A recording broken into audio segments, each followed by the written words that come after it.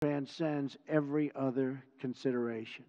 That goal is to meet history's great test, to conquer extremism and vanquish the forces that terrorism brings with it every single time.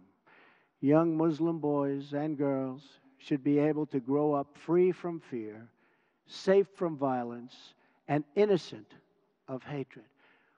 When young Muslim men and women should have the chance to build a new era of prosperity for themselves, it has to be done, and we have to let them do it.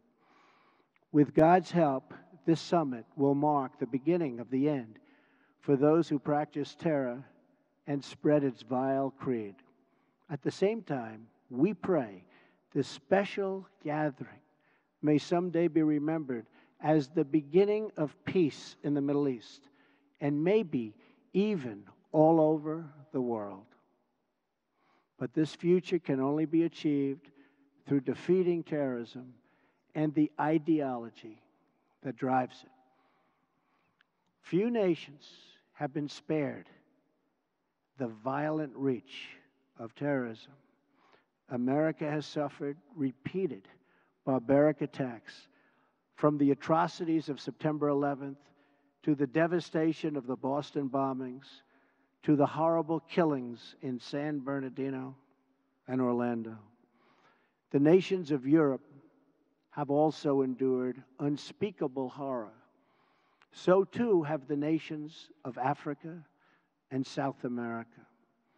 India, Russia, China, and Australia have all been victims.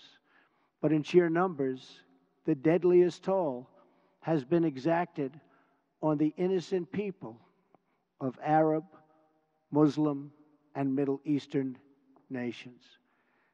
They have borne the brunt of the killings and the worst of the destruction in this wave of fanatical violence. Some estimates hold that more than 95% of the victims of terrorism are themselves Muslim. We now face a humanitarian and security disaster in this region that is spreading across the planet. It is a tragedy of epic proportions.